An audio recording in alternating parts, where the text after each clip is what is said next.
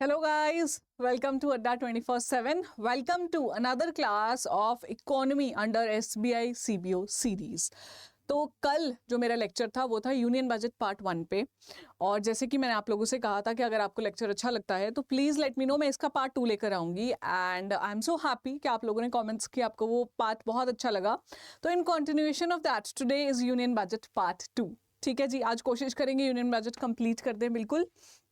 और मैं आगे बढ़ूं उससे पहले फटाफट आप लोगों से रिक्वेस्ट कर लेती हूँ to subscribe to our YouTube channel अगर आपने अब तक नहीं किया है।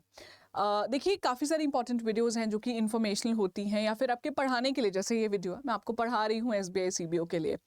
तो आप प्लीज़ इंश्योर कीजिए कि हमारे चैनल को सब्सक्राइब करें और हमारी मोबाइल एप्लीकेशन रख लें अपने पास। कोई भी अगर आप कोर्स लेना चाहते हैं, जैसे अभी SBI CBO का कोर्स चल रहा है हमारा, तो अगर आप ऐप के थ्रू बाय करेंगे ना, आपको बहुत फ़ायदा हो जाएगा उससे। क्यों? मैक्सिमम डिस्काउंट मिलेगा। ठीक है, तो चलो जी, ये कूपन कोड है सच जो आपने यूज करना है Y754। कोई भी कोर्स लेना चाहता है, like not only of SBI CBO, let's say you have a friend और अ नोन जो प्रिपेयर कर रहे हैं RBI के लिए, नाबार्ड के लिए, सेबी के लिए, बैंक एग्जाम्स के लिए, वो भी ये कूपन कोड यूज कर सकते हैं। ठीक है, चलो तो फिर वापस आऊं जी, जो कल छोड़ा था। तो कल हमने किया था आपका यूनियन बजट की स्टार्टिंग की थी मैंने कि एक्चुअली में यूनियन बजट जो है वो क्या होता है। एनुअल फाइनेंशियल स्टेटमेंट जो आपके कॉन्स्टिट्यूशन के आर्टिकल 112 में मेंशन्ड है, उसको प्रिपेयर करता है department of economic affairs under ministry of finance. Presentation करते हैं, I am so sorry, presentation करती है ministry of finance minister actually 1 फरवरी को। और उससे एक दिन पहले रिलीज होता है आपका इकोनॉमिक सर्वे। ये सब कल मैंने आपको पढ़ाया था और उसके बाद मैंने आपको हाइलाइट्स दिए थे इस साल के बजट की, है ना। और उस बजट में हमने ये देखा कि अब इंडिया एंटर कर चुका है अपने अमृत काल में। तो 75 वर्ष हमारी आज़ादी को हो जाएंगे। तो 75th ईयर से 100th ईयर का टाइम बहुत इंपॉर्टेंट होने वाला है हमारे लिए, बिकॉज 2047 का जो टाइम है हमारा, it will be 100 years of our independence. तो 1947 से 2047 का सफर हम तय करना चाहते हैं एक विकसित देश बन के, बीइंग अ डेवलप्ड नेशन। ये सब हमने कल पढ़ा था। आज मैंने आपको करवाने हैं वो 7 थीम्स, वो 7 पिलर्स जो कि आने वाले इन 25 ईयर्स में, विच हैज स्टार्टेड ऑलरेडी, हमारी सारी पॉलिसीज को, हमारी इकोनॉमिक ग्रोथ को गाइड करने वाले हैं। एक वर्ड आपने बहुत ज़्यादा ध्यान में रखना है, which is inclusive growth and empowered economy. कि ग्रोथ हमें सबका साथ सबका विकास चाहिए और इकोनॉमी हमारी एम्पावर्ड होनी चाहिए कि जो यूथ हैं, जो भी आपकी कंट्री में लोग हैं, सिटीजन्स हैं, उनको एम्पावरमेंट भी मिलनी चाहिए। ये हमारा समरी है कल के लेक्चर का। ठीक है, अब ये मतलब नहीं है कि अगर देखा नहीं था लेक्चर तो देखोगे नहीं, वो वाला देख लेना, वहां ज्यादा डिटेल में बताया है। बट आज का ऑब्जेक्टिव है 7 थीम्स या 7 प्रायोरिटीज, जिनको बोला जा रहा है सप्त ऋषि। 7 ऋषि हैं जो गाइड कर रहे हैं। पहला, इंक्लूसिव डेवलपमेंट। दूसरा, रीचिंग द लास्ट माइल। तीसरा, infrastructure and investment. Fourth is unleashing the potential. एक एक करके बताऊंगी किसमें क्या है। Green growth. Sixth would be youth power. Seventh is financial sector. इनको वन बाय वन अब हम कवर करने वाले हैं। इंक्लूसिव डेवलपमेंट में क्या है, गवर्नमेंट ने बताया that we have the plan to include everyone in our growth story. और अब तक हमने किया क्या है उसके लिए, तो इन्होंने कहा हम PM किसान लाए हैं फार्मर्स के लिए। इसमें क्या होता है, उनको पेंशन मिलती है जी, सॉरी पेंशन नहीं, फाइनेंशियल सपोर्ट दी जाती है किसानों को। ठीक है, 6,000 रुपए की। फिर प्रधानमंत्री सुरक्षा बीमा योजना और जीवन ज्योति बीमा योजना है सोशल सिक्योरिटी के लिए। ये I plan to cover the scheme separately for you, which are important for the economy perspective, है ना। ह्यूमन डेवलपमेंट भी इसमें आ जाता है, ये इंश्योरेंस वाली चीज़ें भी आ जाती हैं। मैं कवर करूंगी बट मैं डिटेल का वादा नहीं कर सकती, सबसे इंपॉर्टेंट हाइलाइट्स बताऊंगी, क्योंकि देखो डिटेल ना मैं अपने कोर्स में करवाती हूँ। कोर्स अगर आपने एनरोल नहीं किया है तो कर लो, बहुत महंगा नहीं है और इस पेपर के लिए ज़रूरी भी है। वही मैंने कोड बताया था Y754, हमारे उस पर जाना ऐप पे और बाय कर लेना। बट अदरवाइज मैं ये वीडियोस यहाँ तो डालती ही रहूंगी। ठीक है, अच्छा, उसके अलावा इन्होंने बोला कि जनधन बैंक अकाउंट्स हमने ओपन किए हैं, basic savings bank account. Covid vaccinations provide की लोगों को फ्री ऑफ कॉस्ट। उज्ज्वला योजना में गैस सिलेंडर्स कनेक्शन दिए those who could not afford, जो पहले चूल्हा यूज करते थे। स्वच्छ भारत मिशन के अंदर टॉयलेट्स का कंस्ट्रक्शन किया है। ताकि क्लेanलीनेस भी बढ़े और डिजीज भी ना फैले और बेसिक सैनिटेशन हाइजीन लोग मेंटेन कर पाएं। और जल जीवन मिशन के अंदर ड्रिंकिंग वाटर फैसिलिटीज भी दी हैं। तो रूरल एरिया पे भी काम कर रहे हैं, किसानों पे भी काम कर रहे हैं और स्टैंडर्ड ऑफ लिविंग भी बढ़ाना चाह रहे हैं लोगों का। ये इन्होंने बताया है कि हमने इंक्लूसिव डेवलपमेंट के लिए ये चीजें की हैं और इनको आगे ही चल रही हैं। कोई स्कीम इनमें से ऐसी नहीं है जो खत्म हो गई हो, ये सब मूव फॉरवर्ड कर रही हैं, ठीक है, वन आफ्टर द अदर। ये थी इंक्लूसिव डेवलपमेंट की कहानी। इसमें एक चीज निकल के आई, PVTG, particularly vulnerable tribal groups, जिसका ऑब्जेक्टिव है to improve the socio economic conditions of the PVTGs. कुछ ऐसे ट्राइबल ग्रुप्स जैसे स्केड्यूल ट्राइब्स हैं आपकी, उनमें से कुछ ऐसे ही हैं जैसे अंडमान निकोबार में मिलते हैं या कुछ और स्टेट्स में जो ज़्यादा वल्नरेबल हैं, उनके लिए ये स्कीम लाई गई है पीवीटीजी की 15,000 करोड़ रुपीस 3 ईयर्स के लिए। ये PDF I will provide you in my free group, बाद में बताती हूँ कहाँ है वो ग्रुप। तो 15,000 करोड़ रुपीस प्रोवाइड किए जाएंगे 3 सालों के लिए for the development of the STs. Objective ये है कि safe housing, clean drinking water, sanitation, education, health, nutrition, ये सारी चीज़ें उन एरियाज में हम भर देना चाहते हैं जहाँ पर ये लोग रहते हैं। ठीक है जी, ये पीवीटीजीज की बात है। ये सब किस में आ गया? इंक्लूसिव डेवलपमेंट में। अब आते हैं रीचिंग द लास्ट माइल। यहाँ पे aspirational district and block program. Actually reaching the last mile भी आपका पीवीटीजी वाले में, ये भी #2 है आपका, ठीक है। इंक्लूसिव डेवलपमेंट में सिर्फ वही था। I will put a heading there ताकि कंफ्यूजन ना हो। वैसे क्वेश्चन नहीं ऐसा आएगा पेपर में that which scheme is under which theme, ऐसा नहीं आएगा, रादर स्कीम डायरेक्टली पूछी जाएगी, जैसे पीवीटीजी पूछी जा चुकी है अब तक जो पेपर हुए हैं। ये पूछ लेंगे aspirational district and block program. तो नीति आयोग ना एक एस्पिरेशनल डिस्ट्रिक्ट प्रोग्राम जो है वो रन कर रही है ऑलरेडी। इसमें क्या होता है कि डिस्ट्रिक्ट्स को सपोर्ट देती है गवर्नमेंट, और जो 113 डिस्ट्रिक्ट आइडेंटिफाई की गई हैं जिनमें काफ़ी ज़्यादा लैकिंग है क्या चीज़ें, डेवलपमेंट वाली पैरामीटर्स, जैसे डेवलपमेंट में स्कूल्स नहीं है, हॉस्पिटल्स नहीं है, वहाँ पे एजुकेशन की कमी है, एक्चुअली में भी जॉब एम्प्लॉयमेंट नहीं है, पानी नहीं है लोगों के घरों में। तो ऐसे 113 एरियाज इन्होंने आइडेंटिफाई किए हैं सिटीज़, और उनको हेल्प करते हैं डिस्ट्रिक्ट्स को। अब उन्हीं लाइंस पे ब्लॉक प्रोग्राम भी निकाल दिया कि 500 ब्लॉक्स को हम पिक करेंगे और health, nutrition, education, agriculture, financial inclusion, skill development, ये सारी फैसिलिटीज़ वहाँ पे प्रोवाइड करेंगे। तो एस्पिरेशनल डिस्ट्रिक्ट प्रोग्राम की लाइंस पे इन्होंने क्या बनाया? Aspirational block programme. Reaching the last mile के अंडर है ये, ठीक है। अब आते हैं जी #3 which is your third priority या theme area, infrastructure and investment. Infrastructure बनेगा हमारा, स्कूल्स बनेंगे, सड़कें बनेंगी, ब्रिजेस बनेंगे। डेवलपिंग नेशन में बनने भी चाहिए, कमी है ना, ऐसा तो नहीं है कि बहुत कुछ है पहले से ही, ट्रेन्स नहीं चलनी चाहिए, एयरपोर्ट्स बनने चाहिए। तो उसी के लिए इन्होंने बोला है इफेक्टिव कैपिटल एक्सपेंडिचर जो है वो हम एक्सपेक्ट कर रहे हैं 13.7 लाख करोड़ का, विच इज़ 4.5% ऑफ जीडीपी। तो ये जो नंबर है ना, ये आपको याद रखना पड़ेगा। क्यों? क्योंकि जीडीपी में कितना % है जो हम एक्सपेक्ट कर रहे हैं इफेक्टिव कैपिटल एक्सपेंडिचर। कैपिटल क्या होता है? यही जो इंफ्रास्ट्रक्चर चीज़ें हैं, इसको बनाने पे जो खर्चा आ रहा है उसे इफेक्टिव कैपिटल एक्सपेंडिचर बोलते हैं। It is going to be 4.5% of GDP, 13.7 lakh crore. ये दोनों नंबर्स आपको याद रखने हैं। फिर जी इसके अलावा 100 क्रिटिकल ट्रांसपोर्ट इंफ्रास्ट्रक्चर प्रोजेक्ट्स बनाए गए हैं last and first mile connectivity के लिए। Last and first mile connectivity मतलब आपको कुछ ट्रांसपोर्ट करना है, मानो कोरियर करने गए तो एक जगह पे जाओगे कोरियर करने, फिर वहाँ से वो स्टार्ट होगा, मे बी रोड से जाएगा, फिर आगे फ्लाइट से जाएगा, फिर आगे शिप से जाएगा, है ना, कि स्टार्टिंग से लेके एंड तक वो कह रहे हैं कि इंफ्रास्ट्रक्चर जो है कनेक्टेड होना चाहिए। पोर्ट्स, कोल, स्टील, फर्टिलाइजर्स, ये सब सेक्टर्स आइडेंटिफाई किए गए हैं, और 75,000 का इन्वेस्टमेंट होने वाला है इसमें, जिसमें से 15,000 करोड़ कहाँ से आएगा? प्राइवेट सोर्सेज से।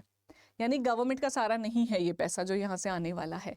ये बड़ी अच्छी चीज़ है जी, ठीक है। प्राइवेट इन्वेस्टमेंट होने का मतलब है जनता है जो आम, उनका कॉन्फिडेंस है गवर्नमेंट में, वरना कोई क्यों पैसा डालेगा अपना। तो ये है इंफ्रास्ट्रक्चर में। अच्छा, रेलवेज में कह रहे हैं कि कैपिटल आउटले, वही रेलवे प्लेटफॉर्म्स बनाना, नई ट्रेन्स लाना, वंदे भारत लेकर आए हैं जैसे, तो capital outlay of 2.40 lakh crore जो है वो करने वाले हैं रेलवेज के लिए। अब तक का हाईएस्ट एवर है। इतना पैसा रेलवेज को दिया ही नहीं। Railways is considered to be the blood line of the transportation, क्योंकि जो जनता है, मासेज हैं, वो रेलवेज में ट्रैवल करते हैं। ट्रांसपोर्टेशन फ्रेट के लिए भी बहुत ज़्यादा रेलवे यूज़ किया जाता है हमारी कंट्री में। तो 2.40 लाख करोड़ का पैसा दिया, which is highest ever. Question पूछा जा सकता है कि बताओ कितना पैसा रेलवेज को दिया है, कितने टाइम्स आउटले है ये 2013-14 से। 13-14 के बाद आई थी ना मोदी जी की सरकार, तो वो कंपेयर कर रहे हैं कि देखो मेरी सरकार आने से पहले क्या था यहाँ पे, ठीक है। एयर कनेक्टिविटी की बात करें तो 50 additional airports, heliports, water aerodromes जो हैं वो बनाए जाएंगे। तो एयर कनेक्टिविटी भी इंक्रीज कर रहे हैं, रेलवेज को भी अच्छा खासा पैसा दे रहे हैं, फर्स्ट लास्ट माइल कनेक्टिविटी भी अच्छी कर रहे हैं। ये सब किसके अंदर कर रहे हैं? इंफ्रास्ट्रक्चर एंड इन्वेस्टमेंट के अंडर। तो आपको पता होना चाहिए कि कितना पैसा किस एरिया के अंडर दिया जा रहा है। फिर है जी अनलीशिंग द पोटेंशियल, कि जो पोटेंशियल है, अनलीश होता है खोल देना, उसको बड़ा कर देना। तो लीश मतलब जैसे बांधते हैं ना किसी को लीश से, डॉग्स को जैसे, तो वो खोल दो, खुला कर दो। तो यहाँ पे अच्छे में यूज कर रहे हैं हम इसे कि पोटेंशियल को ओपन करना चाहते हैं। तो AI, artificial intelligence centres of excellence बनाना चाहते हैं। अब जो टाइम आ रहा है, डिजिटल भारत का टाइम आ रहा है जी, आर्टिफिशियल इंटेलिजेंस की ज़रूरत है, मशीन लैंग्वेज की ज़रूरत है, वर्ल्ड वाइड वेब 3.0 चल रहा है।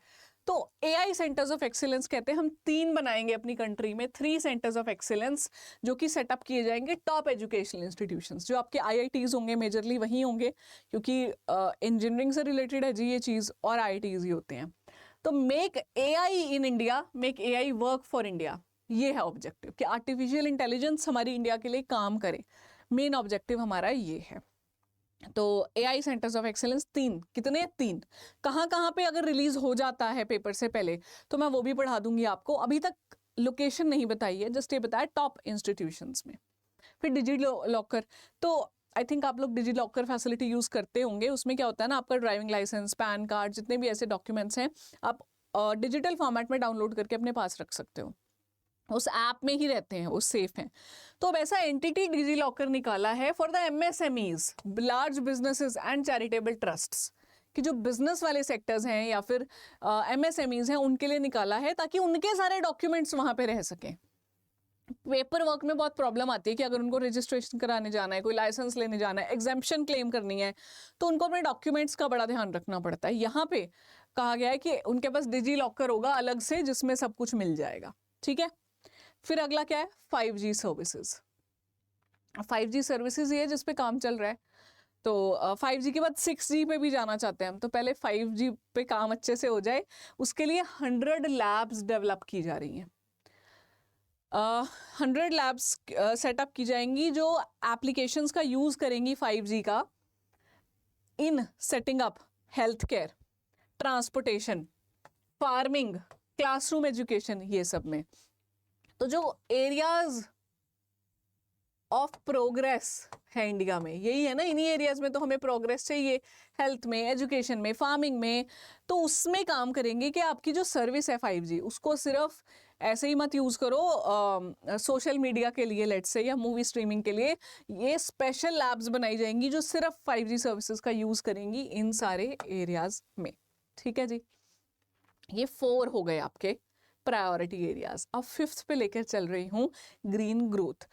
देखिए बजट अगर आप देखोगे ना एज अ डॉक्यूमेंट खोलकर, तो it's a very lengthy document, ठीक है। बहुत सारे चार्ट्स मिलेंगे आपको उसमें, पाई चार्ट्स मिलेंगे, ग्राफ्स मिलेंगे, नंबर्स मिलेंगे, टेबल्स मिलेंगे, बार ग्राफ्स मिलेंगे, क्योंकि गवर्नमेंट ने तो अपना पूरा ब्यौरा दे दिया है कि आने वाले साल में ये पैसा हमारे पास आने वाला है, ये पैसा हमसे खर्च होने वाला है।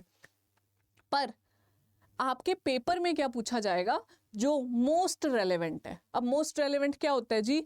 जो इकोनॉमी से रिलेट कर जाएगा। अब ऐसे तो सब कुछ ही इकोनॉमी से रिलेट करता है, पर वो चीज़ें जो डायरेक्टली इम्पैक्ट कर रही हैं इकोनॉमी को और एज अ स्टूडेंट आपको पता होनी चाहिए, वो ये है। तो मैंने आपको प्रिसाइज करके पढ़ाने की कोशिश की है। अब again I do not promise कि ये पूरा का पूरा बजट करवा दिया है, मैं मोस्ट इंपॉर्टेंट चीज़ें बजट से करवा रही हूँ, ठीक है, क्योंकि हमारे पास लिमिटेड टाइम है, लिमिटेड टॉपिक्स हैं।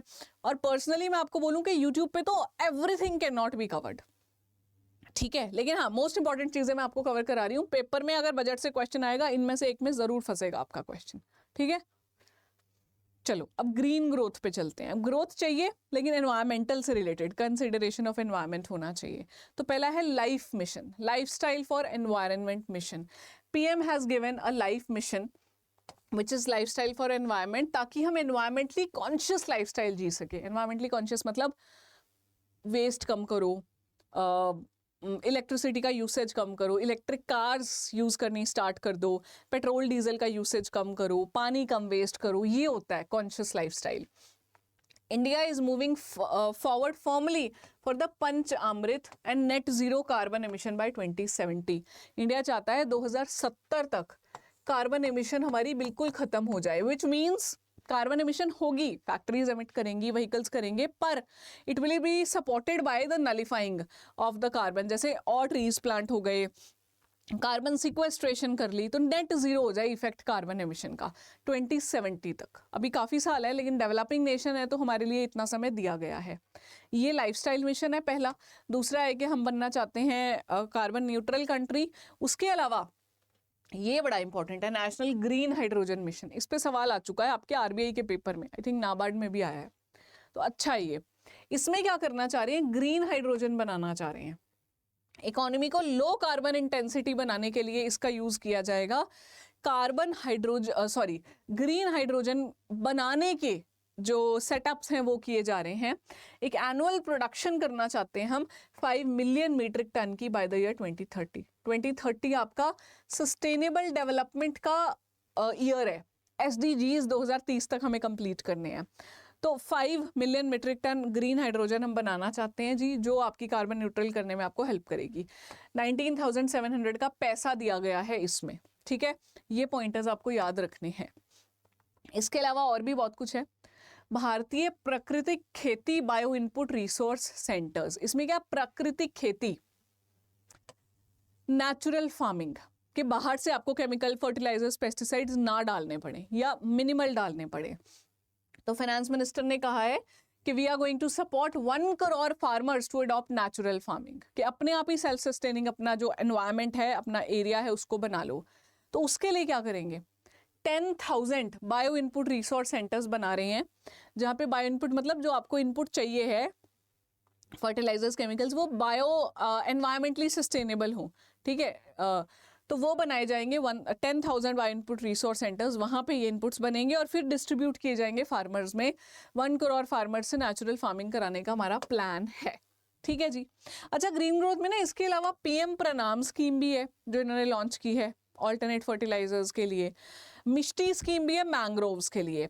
बट मेरा प्लान है कि इस वाले लेक्चर के बाद जो नेक्स्ट लेक्चर मैं लेके आने वाली हूँ आपका, that will be based on all the schemes that have been announced in union budget.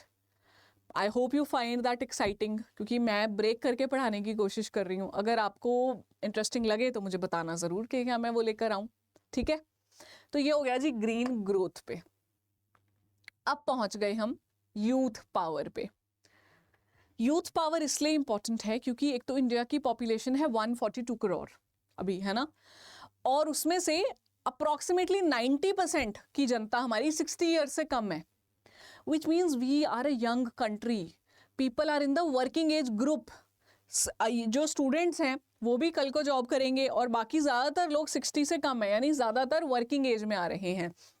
तो उसको यूटिलाइज करना चाहते हैं, that is what youth power means. तो प्रधानमंत्री कौशल विकास योजना PMKVY, which is actually under skill Bharat mission SBM। Skill Bharat नहीं है, सॉरी, स्किल इंडिया मिशन है। मैं स्वच्छ भारत को मिक्स कर गई, स्किल इंडिया है उसका नाम, भारत नहीं है, स्किल इंडिया मिशन।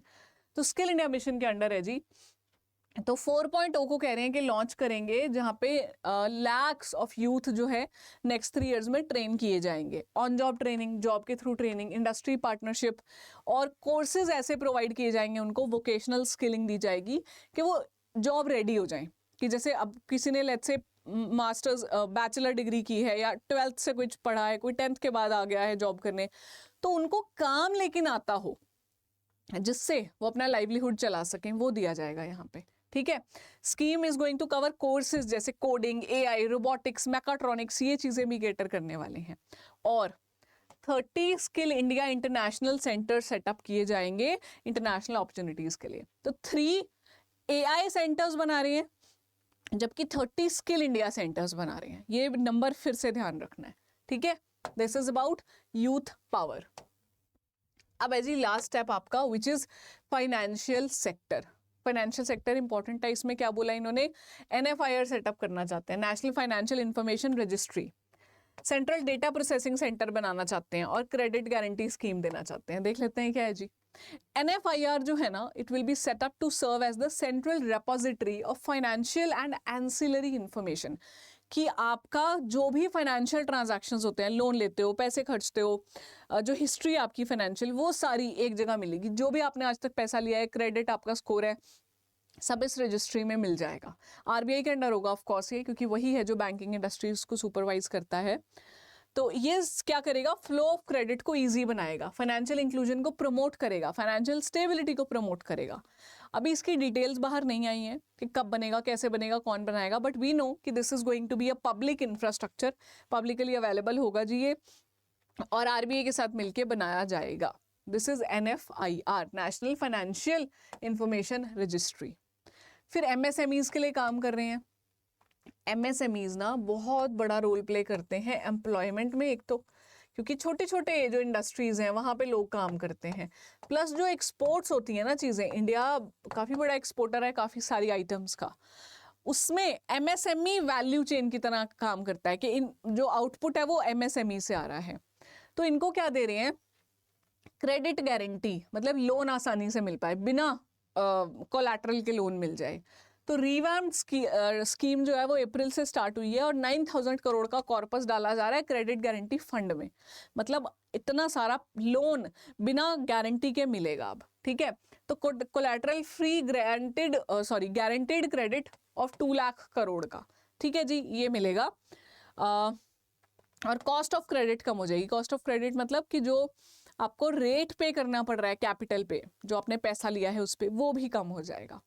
ये पॉइंटर्स हैं कि MSMEs को लोन आसानी से मिले, बिना कोलैटरल के मिले। कोलैटरल का मतलब क्या है कि जैसे आपके पास कोई चीज़ होनी चाहिए ना, अगेंस्ट इसके मुझे लोन मिल रहा है, तो MSMEs के पास नहीं होता। किसने, 2 लोगों ने मिलकर फैक्ट्री लगाई है, 5 लोग एक साथ काम करते हैं, 10 लोग करते हैं, उनके पास कोलैटरल नहीं है, तो वो कोलैटरल की फैसिलिटी की ज़रूरत ही ना पड़े आपको, और लोन सस्ता भी मिले, मतलब इंटरेस्ट रेट आपका मिनिमम हो जितना हो सकता है, ठीक है। इसके अलावा 2 इनिशिएटिव्स हैं। इन स्कीम्स को वैसे मैं आपको कल भी नेक्स्ट लेक्चर में भी पढ़ाऊंगी अगर आप बोलोगे कि bring a session on schemes, but ये ना इन्होंने अनाउंस किया है, महिला सम्मान सेविंग सर्टिफिकेट और मंथली इनकम अकाउंट स्कीम। महिला सम्मान सेविंग सर्टिफिकेट में बोला है कि ये महिलाओं के लिए है, 2 ईयर पीरियड है अप टू मार्च 2025 का, अप्रैल 2023 से स्टार्ट करके अप टू 2 लाख रुपीज़ की डिपॉजिट फैसिलिटी है फॉर वुमेन, जो वुमेन है उनके लिए। तो 2 इयर्स तक आप इसमें पैसा डाल सकते हो 7.5% इंटरेस्ट रेट के साथ में। और मंथली इनकम अकाउंट स्कीम है, पोस्ट ऑफिस में जिन्होंने अकाउंट खोले हैं उनकी मैक्सिमम लिमिट इंक्रीज कर दी है ताकि सेविंग्स आप ज़्यादा करो। सिंगल अकाउंट के लिए 9 लाख रुपए कर दिए हैं 4.5 से, जॉइंट अकाउंट के लिए 9 लाख से 15 लाख कर दिए हैं। तो इसमें भी जो नंबर्स आ रहे हैं आपको याद रखना है, 2 ईयर्स इधर 2 लाख 7.5%, यहाँ पे भी 9 लाख 15 लाख 4.5 लाख, ये नंबर सारे याद रखना आपको, ठीक है जी। With this I cover all the important initiatives. अब जल्दी जल्दी कुछ MCQs प्रैक्टिस के लिए, क्योंकि MCQs तो ज़रूरी है ना, पेपर में सवाल कैसे आएंगे ये पता होना चाहिए। और अगर आप चाहते हो मैं लेकर आऊँ स्कीम्स पे सेशन और बेस्ड ऑन यूनियन बजट, तो मुझे ज़रूर कमेंट कीजिएगा। सेशन कैसा लगा ये भी कमेंट कीजिएगा। First union budget of India was presented in which of the following years, कब हुआ था जी इनमें से? हमने पढ़ा था कल 1947 में, षणमुखम चेट्टी साहब ने इसको रिलीज किया था। Which of the following articles of the Indian Constitution mentions about the annual financial statement as a statement of receipts and expenditures of the government of India? Article 112 है ना। ये तो ऐसे ऑप्शन भी नहीं देखने होने चाहिए, इसके लिए तो देखते ही बता दो कि जी यही है इसका आंसर। ये सोचना पड़ेगा। Union finance minister Nirmala Sitharaman has presented the budget, she has presented this budget for a dash time in a row. तो निर्मला सीतारमन जी ने इस टाइम 6th टाइम बजट को प्रेजेंट किया है, ठीक है जी। Finance minister has announced union budget focuses on dash priorities which has been mentioned as सप्त ऋषिज to guide the country through Amrit Kaal. 7 priorities ये आप जान चुके हो है ना। तो that's it guys, that's it, यही है मेरे कुछ क्वेश्चंस। मैं एमसीक्यूज और भी लेकर आऊंगी आपके लिए, एक सेशन आगे रख लेंगे जिसमें सारे एमसीक्यूज ही करा दूंगी बजट और उनकी स्कीम्स के, ठीक है। तो अगर आपको सेशन अच्छा लगा, do not forget to mention below. अगर कोर्स लेना है सीबीओ का तो ले लो ये कूपन कोड का यूज करके, ठीक है जी, हमारी ऐप पे जाके। And that's it, thank you so much for your precious time, waiting for your comments to bring on my next session based on government schemes from union budget. Thank you.